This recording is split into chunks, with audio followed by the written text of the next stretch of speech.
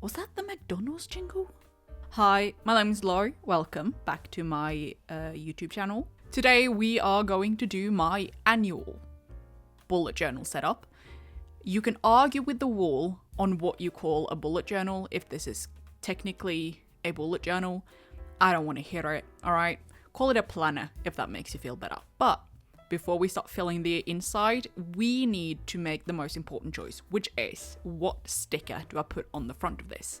This was filmed before New Year's, so I've already started using the notebook. However, it is still naked. I still need to put a sticker on it. So please, in the comments, let me know. Help me pick which one is going to be staying with me for the rest of the year. Now that that part is done, we are moving into the cover page. I get just as excited about this every year. Feels fresh, which is why I'm taking you along. This is a 𝐬𝐨𝐸𝐚 1917 120 GSM dot grid notebook. Last year, I got myself a 120 GSM journal.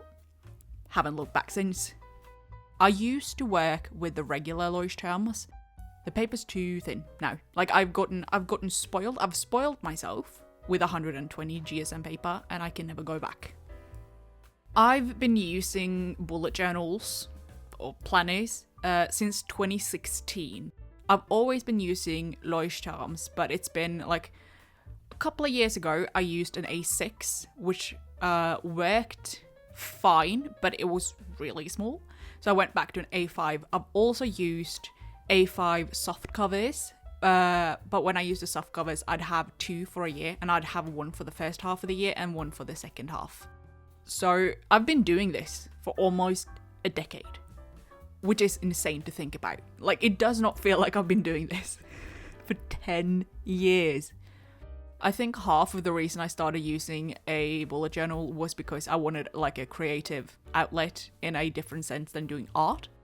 But also because I am insanely scatterbrained and a bit of a control freak. So I like the idea of having a notebook where it was socially acceptable to like write everything down.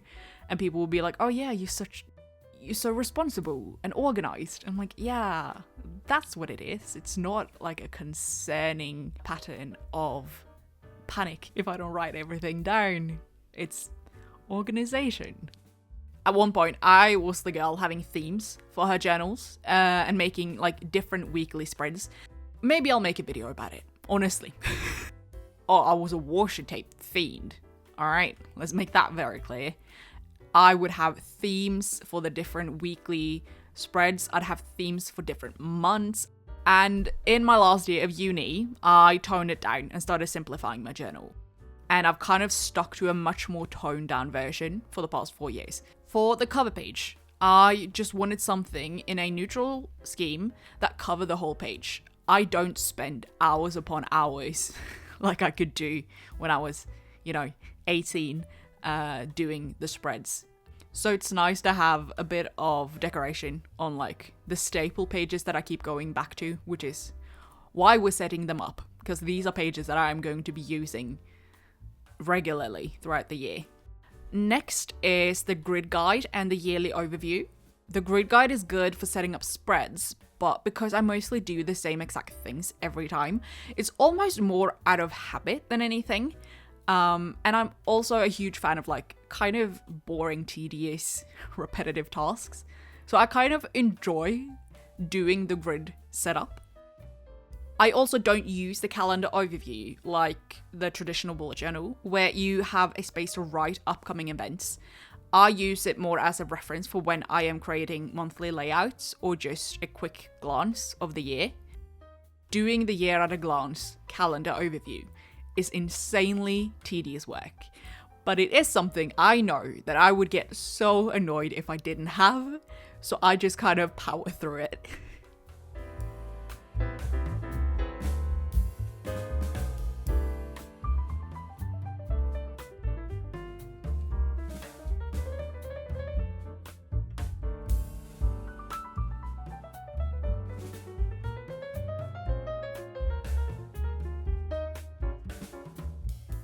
Then we are moving to the back of the journal. I prefer having trackers and other things like that in the back so they're all in one place. And if I decide to add a new one, it's not by itself, some random place in the book. So I count out to make sure that I have 12 monthly spreads, 12 habit trackers, and then 52 weeks. And when I'm done counting that, I know that I can start doing my regular trackers. I am a notorious tracker. I love making lists and writing things down. So I like having these media trackers for the TV shows I watch and the movies I watch and the books I read. TV shows get 2 pages because I know that that's what I watch the most of. Last year's book tracker was a lot larger, and it's no fun looking at a tracker that is in no way getting filled. I read, I think 15 books perhaps last year. I think there was space for like, I don't know, 30. Same with the movies. I had too much space for movies. It got kind of depressing, so we've narrowed it down. For the books, I have a column for title, author, and rating. The movie tracker has title and director.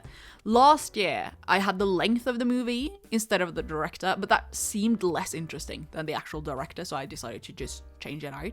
For the TV shows, I have a title and then a number of episodes. And I'll always add what season it was in parentheses behind the actual title of the television show.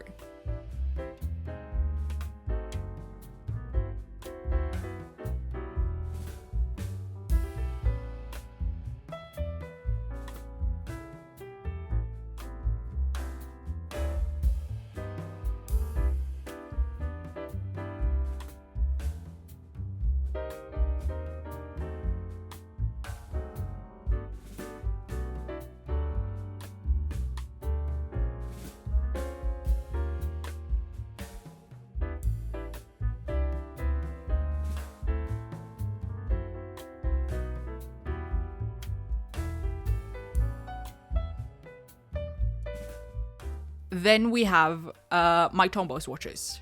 I have a lot of tombow markers. They are what I mainly use in my journal, so I like having an overview of them on one page. I used to put them by number or color, but I keep getting more. So if I buy a new one in April, it'll just throw the entire thing off, so now I just grab a random one and do a swatch. I just do it by doing a little stripe and then adding the number of the pin. I remember in my first journal, I had bought a Copic marker, and this was when, like, alcohol markers became a thing. I don't know, they probably were a thing before, but I wasn't aware of them. And I was watching Fran Menezes, and she had a 𝐬𝐭𝐸 pink marker that she used, like, as a staple color for her art. So I got the same one. But I wasn't aware that alcohol markers bled, so I decided to use it in my journal. And I was bamboozled when I turned the page, and I was like, oh my god, why has it bled through? I have since learned that is just what happens with alcohol markers, so I don't use markers for obvious reasons in my journal anymore. Then we have a social media tracker. Like I mentioned, huge fan of tracking things. I've been doing different forms of social media for many years, and I've had different versions of trackers since then too. I at one point had one that was so sad because I just kept losing followers, so the graph just went down. Because I had a graph version. I've stopped doing the graph. I now have a table where I can just record how many subscribers and followers I have and then what the change was. I'm also only tracking Instagram and YouTube because those are my 2 main platforms.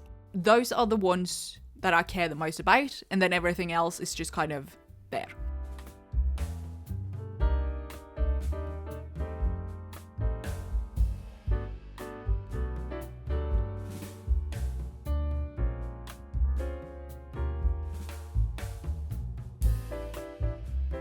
These are health trackers. They're nice to have for an entire year in overview. Obviously, one of them is going to be pretty regular, so it's just good to see for, you know, health reasons.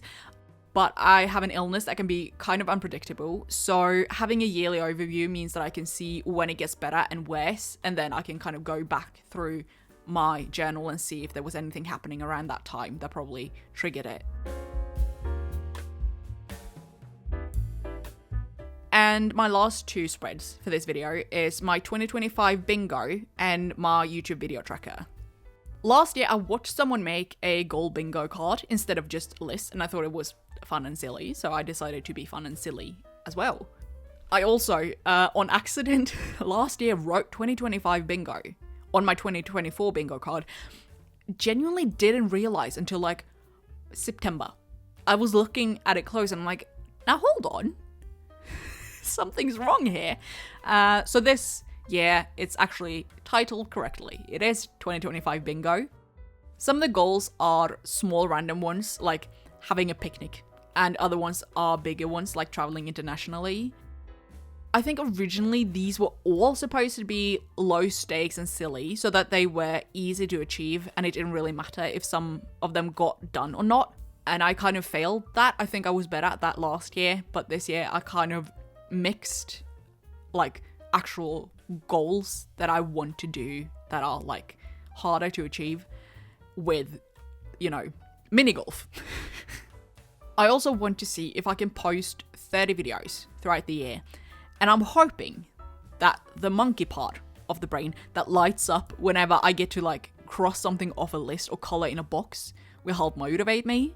So I made a spread where I can color in little boxes, you know, like you do to motivate a kindergartner to do their chores. Thank you so much for watching and joining me on this little bullet journal video. Don't forget to vote in the comment section about what sticker I should pick. And I'll see you guys later. You can't see it, but I'm doing a little heart with my hands. Just imagine it. Goodbye.